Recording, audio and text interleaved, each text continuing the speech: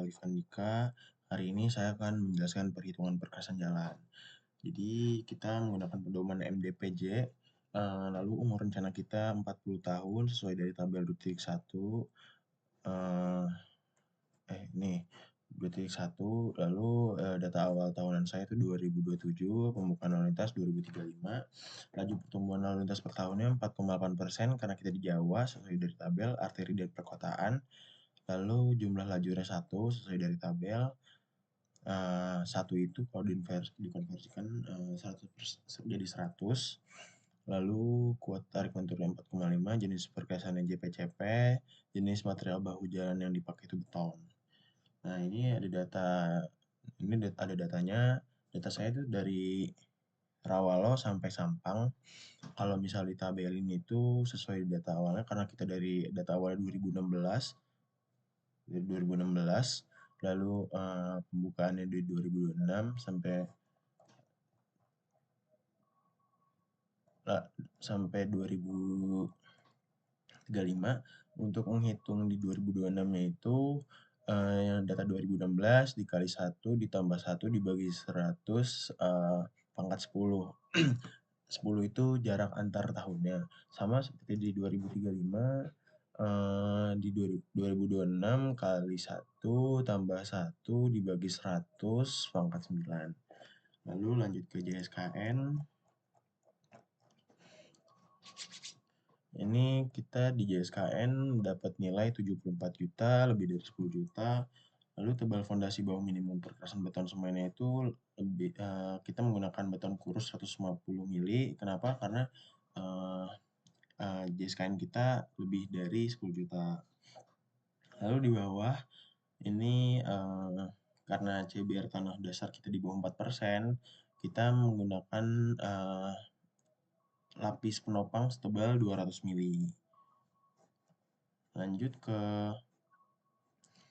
CBR tanah dasar equivalent design, kita karena equivalent kita 28%, lalu di tabelnya itu cuma sampai 15, jadi kita narik dari kiri sesuai dari batas yang diizinkan, jadi dapat kekuatan CBR tanah dasar efektifnya sebesar 75%. Karena kita menggunakan perkerasan JPCP, lalu menggunakan 250 mili, JSKN 5 kali 10 pangkat 7, karena JSKN lebih dari 50 juta, kita belum bisa masuk ke perhitungan tabel beton. Kita harus ke repetisi dan koefisien. Ini data tabel distribusi beban kita di Jawa Tengah, lintas selatan. Ini ada, kalau misal diplotin ada STRT, STRG, STDRT, STDRG, STRRG. Lalu di bawah tuh ada tabelnya, tabel ekuivalen atau SE, dan ada tabel F3 untuk beton JPCP. Rumusnya ini ada SE dan FE. Lalu lanjut ke STRT. Ini kita karena di JSKN itu belum bisa menentukan fatik dan erosinya, jadi kita ke STRT dulu. Jadi di STRT fatiknya itu dapatnya 0%, erosi 0%, di STRG fatiknya 0%, erosinya 0%, di STDRT fatiknya 0%, erosinya 60,63%, STDRG fatiknya 0%, erosinya 9,49%. Kembali lagi ke JSKN. Jadi hasil konfigurasi fatik dan erosinya itu kerusakan fatiknya 0%, di bawah 100%, kerusakan erosinya di bawah 100%, 70,12%. Jadi kesimpulannya data hasil kerusakan fatik dan erosi tebal beton memadai untuk dilintasi beban itu sekitar 370 mili.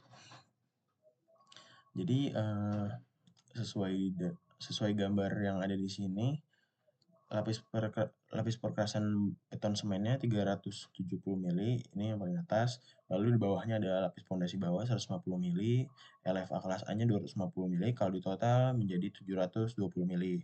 Lalu di pondasinya itu tanah butiran kasar sebesar 200 mili. Karena tanah dasar CBR kita di bawah 5%, jadi kita menggunakan tebal 200 mili. Lanjut ke diameter uji. Jadi kenapa saya pakai yang paling bawah? Karena tebal saya kan 370 mili.